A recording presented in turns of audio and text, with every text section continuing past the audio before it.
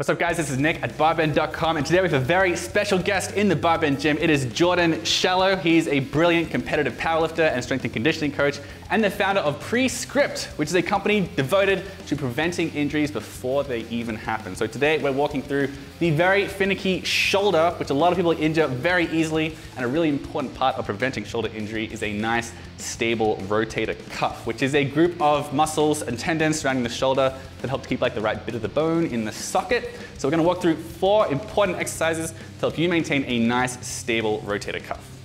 All right guys, so when going through like the 4 functional subcomponents of the shoulder, we're gonna work with the spine first. So increasing our ability to extend our thoracic spine is gonna directly dictate how well we can start to utilize our rotator cuff at the end. So we're gonna worry about the rotator cuff stuff right towards the very end. That'll be the last drill. We're gonna look to improve the shoulder function as a whole before we get there. So we're gonna look to increase thoracic extension. So we're gonna have them do elbows on the bench.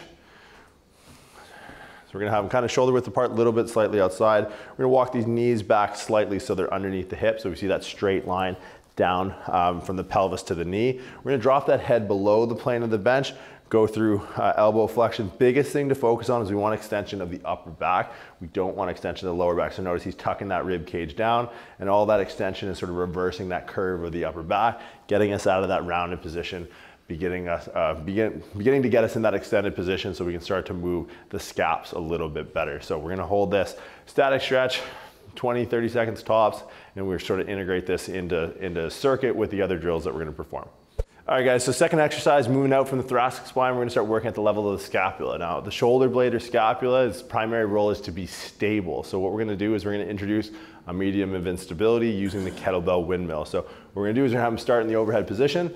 So kettlebell overhead, good. Biggest thing I want you to start with is elbow pointed forwards. Sort of how we see that knife edge of the hand, locking that elbow out. Now, stance width just slightly outside of shoulder, shoulder width apart. He's gonna think of connecting the index finger of the lead hand with the index finger of the hand holding the kettlebell.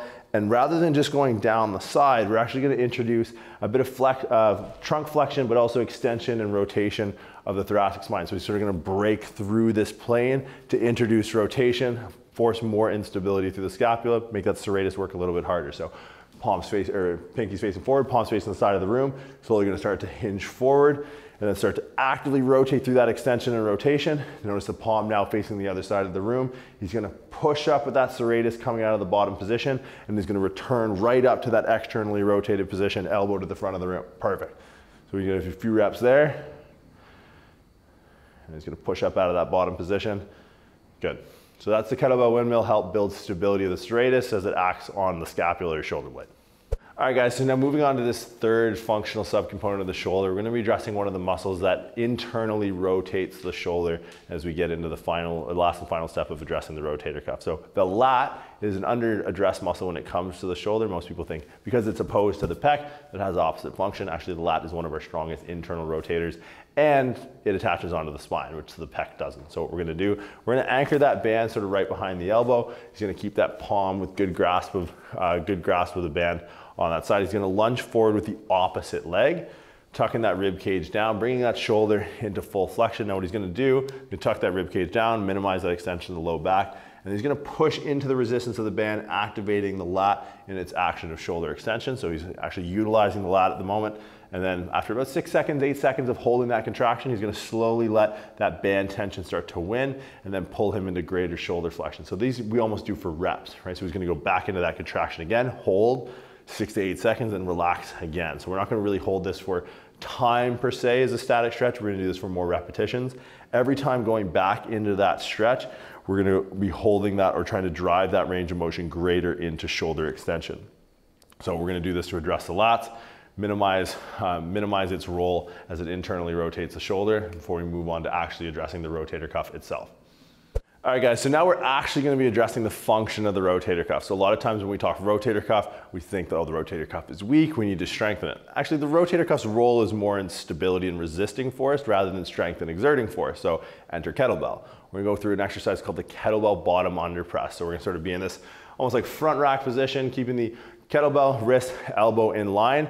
And what we're gonna do, notice the palm is facing that wall there. When he gets to the top of the movement, pressing up, The palm faces the front of the room, going through 90 degrees of rotation as an expression of 90 degrees of rotation of the shoulder, right? Hence rotator cuff. It's rotated through that central axis of the humerus, and he didn't kick his elbow out. So keeping that elbow tucked in, he's now gonna go through the eccentric part of the movement.